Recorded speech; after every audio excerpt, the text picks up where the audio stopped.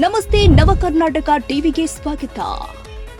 Navakarnataka TV ಜನಪರ ನ್ಯಾಯಪರ.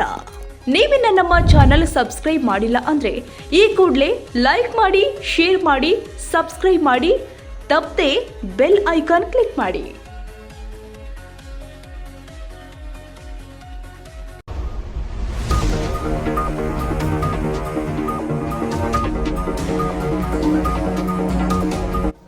ಹುಳಿಯಾರ್ ರೈತರ ಅಹೋರಾತ್ರಿ ಪ್ರತಿಭಟನೆ ಸ್ಥಳಕ್ಕೆ ಭೇಟಿ ಕೊಟ್ಟ ತಹಸೀಲ್ದಾರ್ ಮಮತಾ.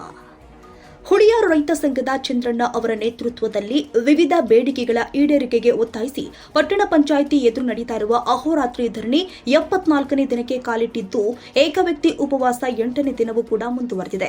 ತಹಸೀಲ್ದಾರ್ ಆಗಿ ಅಧಿಕಾರ ವಹಿಸಿಕೊಂಡ ನಂತರ ಮೊದಲ ಬಾರಿಗೆ ಹುಳಿಯಾರು ಧರಣಿ ನಿರತ ರೈತ ಸಂಘದ ಸ್ಥಳಕ್ಕೆ ಭೇಟಿ ಕೊಟ್ಟ ತಹಸೀಲ್ದಾರ್ ಮಮತಾ ಅವರು ರೈತರ ಮನವೊಲಿಸಲು ಪ್ರಯತ್ನಿಸಿದರು.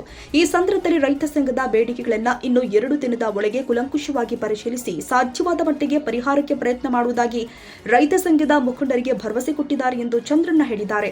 ಆದರೆ ರೈತ ಸಂಘದ ನಾಯಕ ಚಂದ್ರಣ್ಣ ಅವರು ನಮ್ಮ ನ್ಯಾಯಸಮ್ಮತ ಬೇಡಿಕೆಗಳು ಸಂಪೂರ್ಣವಾಗಿ ಈಡೇರೋ ತನಕ ಅಹೋರಾತ್ರಿ ಧರಣಿ ಹಾಗೂ ಏಕವ್ಯಕ್ತಿ ಉಪವಾಸ ಹೋರಾಟ ಮುಂದುವರಿಯಲಿದೆ ಅಂತ ಸ್ಪಷ್ಟಪಡಿಸಿದ್ದಾರೆ. ಶಾಸಕ ಸುರೇಶ್ ಬಾಬು ಹಲವು ಬಾರಿ ಪ್ರತಿಭಟನಾ ಸ್ಥಳಕ್ಕೆ ಭೇಟಿ ಕೊಟ್ಟು ಬಹುದಿನಗಳ ಬೇಡಿಕೆಯಾದ ಸುಸಜ್ಜಿತ ಶೌಚಾಲಯ ಉದ್ಘಾಟನೆ ಮಾಡಿದ್ರು ಹಾಗೂ ಮಾರುಕಟ್ಟೆ ಹಾಗೂ ಕಸದ ಸಮಸ್ಯೆ ಬಗೆಹರಿಸಲು ಅಧಿಕಾರಿಗಳ ಜೊತೆ ಹಲವು ಸುತ್ತಿನ ಚರ್ಚೆ ಮಾಡಿದ್ರು. ಹಿಂದೆ ಇದ್ದ ತಹಸೀಲ್ದಾರ್ ಪುರಂದರ ಕೂಡ ಅಧಿಕಾರಿಗಳ ಜೊತೆ ಹಲವು ಬಾರಿ ಪ್ರತಿಭಟನಾ ಸ್ಥಳಕ್ಕೆ ಭೇಟಿ ನೀಡಿ ಸಮಸ್ಯೆ ಬಗೆಹರಿಸಲು ಪ್ರಯತ್ನಪಟ್ಟಿದ್ದಾರೆ.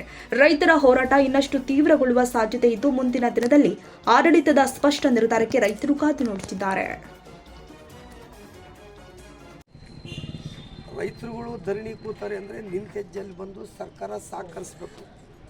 ನೆಗ್ಲೆಕ್ಟ್ ಮಾಡಿದ್ದೀರ, ಇವತ್ತು ಬಂದಿದ್ರೆ ಇರಲಿ, ನೆಗ್ಲೆಕ್ಟ್ ಮಾಡಿದ್ದೀರ.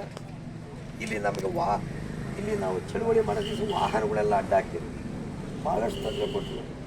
ಆದರೂ ಸಹ ನಾವು ಪ್ರೊಫೆಸರ್ ನಂಜನಸ್ವಾಮಿ ಸಿದ್ಧಾರ್ಥ ಅಲ್ಲಿರ್ತಕ್ಕಂಥ ನಾವು ಅಷ್ಟನ್ನೆಲ್ಲ ನಾವು ಸಹನೆ ರೂಪದಲ್ಲಿ ಮಾಡ್ಕೊಂಡು ಇಷ್ಟು ಮಟ್ಟಿಗೆ ಮಾಡ್ಕೊಂಬಂದಿದ್ವಿ. ನಾವು ಸ್ವತಃ ನಮ್ಮ ಖರ್ಚಲ್ಲಿ ನಾವು ಹಾಕ್ಕೊಂಡು ತಿಂಡಿ ವ್ಯವಸ್ಥೆಗಳು, ಊಟದ ವ್ಯವಸ್ಥೆಗಳು ಮಾಡ್ಕೊಂಬಂದಿದ್ವಿ.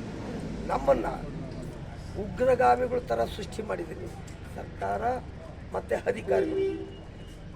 ಇವತ್ತು ಇಡೀ ಇಂಡಿಯಾದಲ್ಲಿ ಒಂದು ಹೋರಾಟ ಚಳುವಳಿ ಅಂದರೆ ಅತ್ಯಮೂಲ್ಯವಾದದ್ದು, ವಿಶೇಷವಾದ ಒಂದು ಘನತೆ ಇದೆ.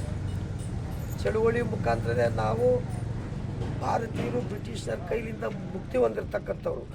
ಹಾಗಾಗಿ ನೀವು ದಯಮಾಡಿ ನಮ್ಮನ್ನು 2-3 ದಿನದೊಳಗೆ ಬಗೆಹರಿಸಿ. 3 ಅಂಶಗಳನ್ನ ರಿಪೋರ್ಟ್ ಆಗಿದ್ದೀನಿ, ರಿಪೋರ್ಟ್ ಆದಮೇಲೆ ಇವತ್ತು ನಾನು ಬಂದು ತಮ್ಮನ್ನು ಕೇಳ್ತಾ ಇದ್ದೀನಿ.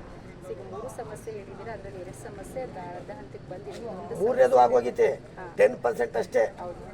ಅಲ್ಲಿ ಪಟ್ಟೆ ಹಂತದಲ್ಲಿದೆ. ಇಂದಿನ ಅಧಿಕಾರಿಗಳು MLS ನಿರ್ದೇಶಕರಿಗೆ ಎಲ್ಲ ಆಗಿದೆ. ಸೊ ಕೊನೆ ಹಂತದಲ್ಲಿದೆ. ಅದನ್ನು ತಾವು ಹೇಳಿರೋ ಹಾಗೆ ಇನ್ನೊಂದು 2-3 ದಿನದಲ್ಲಿ ಅದು ನಿಯಮಾನುಸಾರ ನಾವು ಕ್ರಮ ವಹಿಸಿದ್ದೀವಿ.